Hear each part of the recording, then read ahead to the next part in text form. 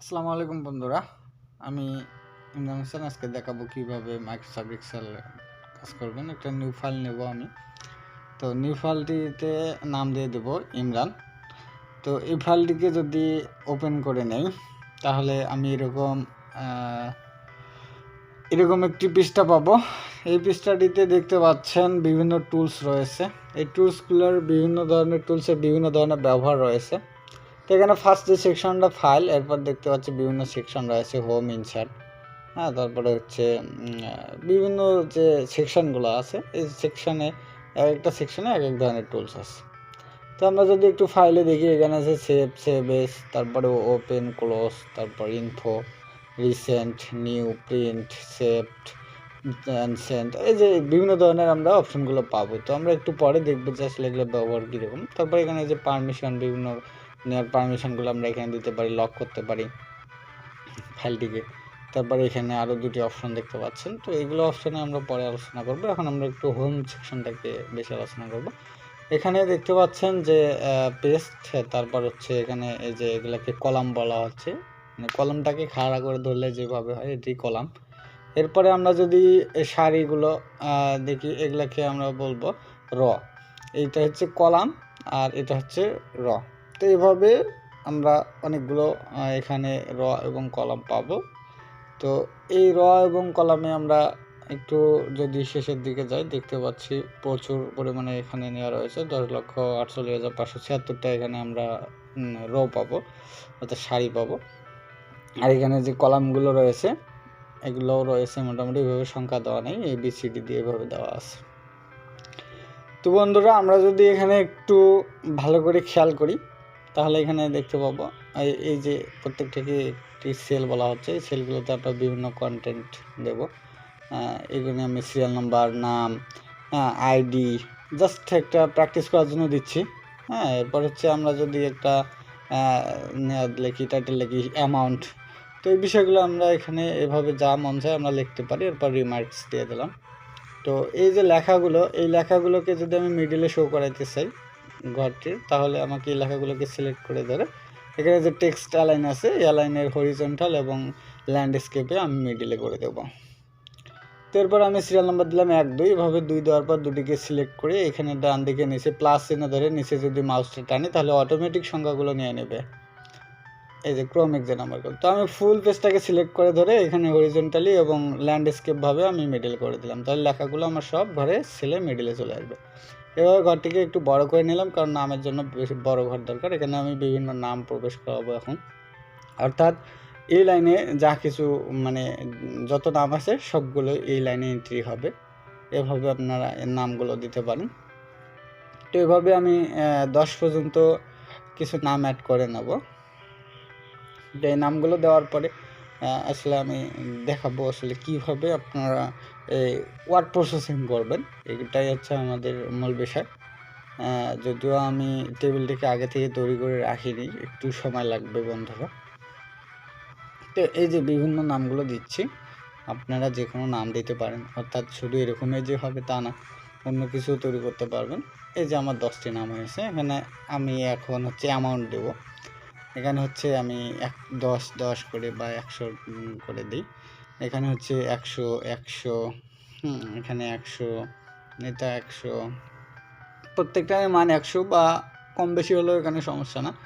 তো আমি এখন যে জিনিসটা দেখাবো এটা হচ্ছে যোগটা করব কিভাবে। এখানে আমি যদি এখানে কপি, কাট, পেস্ট, যে বিভিন্ন বিষয়গুলো আছে এগুলো একটু দেখে নেই, ওয়ার্ড প্রসেসিংটা করে নিলে দেখতে সুন্দর লাগবে। এখানে ল্যাঙ্গুয়েজ সেটিং করতে পারবো। এখানে পুরোটাকে আমি একটু এই যে লেখার যে ফন্ট স্টাইলগুলো আছে এগুলো চেঞ্জ করলে লেখার স্টাইলগুলো চেঞ্জ হবে। তারপরে সাইজটাকে আমি একটু বাড়াই দেব, তাহলে আপনাদের দেখতে সুবিধা হবে। তো এরপর হচ্ছে যদি আমি এই ঘরটাকে একটু বড় করে নিই, এভাবে ঘর বড় করতে পারবেন আপনাদের ইচ্ছা মতো, ডান দিকে ধরে উপরে লেটারগুলোর ডানে, তাহলে আপনারা ঘরটাকে ইচ্ছা মতো বাড়াতে পারবেন। তো আমি একটু জাস্ট প্রসেসিং করে নিই যেন দেখতে সুবিধা হয়। তো এরপর আমরা দেখতে পাচ্ছি এটিকে আমরা একটু বোল্ড করে দেব, বোল্ড করে দিলাম, ইটালিক করে দিলাম, এরপর আন্ডারলাইন করে দিলাম। তো এরপর আমি এটিকে যদি আরও বর্ডার নেই, তো বর্ডার আমি ফুলটাকে একটি বর্ডারের মধ্যে রেখে দিলাম।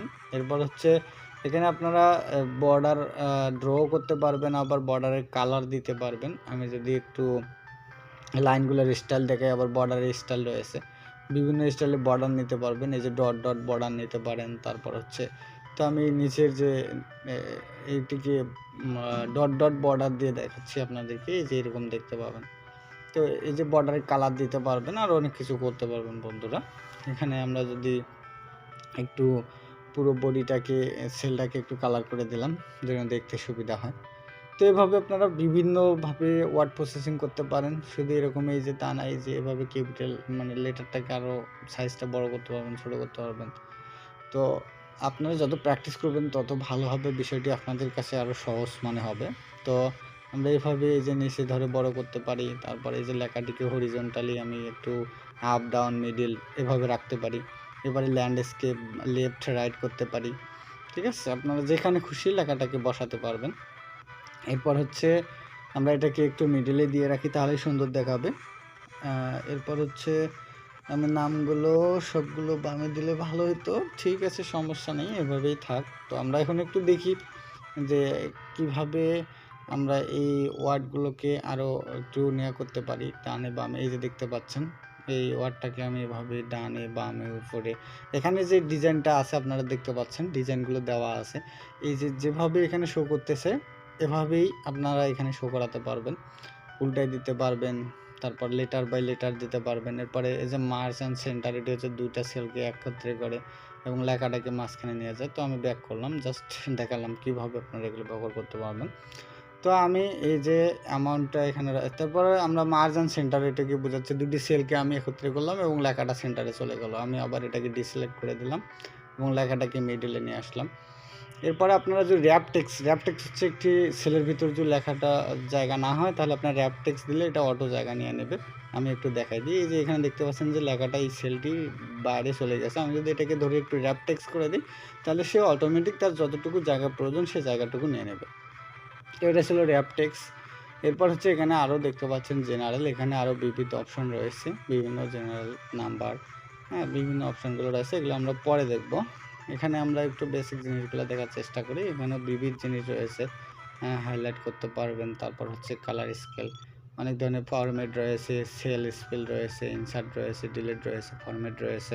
অটো সামেশনের বিষয়টা যদি আমি এখন একটু দেখাই, এই যে অটো সামেশন মানে অটো যোগ হবে এখানে, ওটাতে ক্লিক দেওয়ার পরে উপরে সমস্ত যে অ্যামাউন্টগুলো আমি বসাইছিলাম সেগুলো টোটাল একটি যোগফল আমাকে শো করাচ্ছে। এখানে দেখতে পাচ্ছেন 10টি 100 টাকার যোগ করলে আমার 1000 টাকা আসে, এটাকে আমি টোটাল একটা নিয়ে করতে পারবো। এই জিনিসটা এক্সেলের সব থেকে সুবিধার যে আপনার যোগ বিয়োগ গুণ ভাগ অনেক সহজে করতে পারেন, কতগুলো যোগ একসাথে হলো একটা ক্লিকের মাধ্যমে। তো এই যে অটো সামেশনটার ক্ষেত্রে একটি সূত্র রয়েছে, আপনারা যদি ইচ্ছা করেন এটিকে সূত্র দিয়েও করতে পারেন। যেমন আমরা ইকুয়াল দিলাম, এরপরে সাম দেবো, এরপরে ফার্স্ট ব্র্যাকেট দেবো। ফার্স্ট ব্র্যাকেট দেওয়ার পরে এই যে সেলটার মান দেবো, এই সেলটার মান হচ্ছে কত, F4 নম্বর, এই যে ই 4 নম্বর আমি দিয়ে দিলাম। এরপরে ইস2 দিয়ে আমি দেবো 13 নম্বর দেবো এখানে, কারণ 4 থেকে শুরু হবে 13 পর্যন্ত যা মান দেবো সব অটো যোগ হবে। এরপর আমি যদি এটাকে এন্টার বাটন দিয়ে ক্লিক করি তাহলেই আমার যোগফলটি চলে আসবে। তো মূলত এটাই সূত্র, কিন্তু অটো সামেশনে এই সূত্রটি অটোমেটিক ধরে নেয়। এটাই অটো সামেশন দিয়ে আপনারা করতে পারেন বা এইভাবে সূত্র দিয়ে করতে পারেন। তবে ইন্টারনাল জিনিসটা জেনে থাকলে আপনাদের এই কাজটি করতে সুবিধা হবে। তো এরপর আমরা টেবিল, পিকচার, এটি হচ্ছে ইনসার্ট সেকশনে বিভিন্ন কাজ দেখতে পাবো। এই যে এখানে স্ক্রিনশট, হ্যাঁ বিভিন্ন জিনিস রয়েছে, এখানে আরও রয়েছে আমাদের কলাম রয়েছে, লাইন রয়েছে। তারপরে হচ্ছে বিভিন্ন যে জিনিসগুলো আছে আপনারা যখন ব্যবহার করবেন তখন বুঝতে পারবেন। এই যে এখানে আমরা দেখতে পাচ্ছি যে ওয়ার্ড আর্টে বিভিন্ন স্টাইল পাবেন, এই যে এখানে অনেক ধরনের জিনিস পাবেন আপনারা।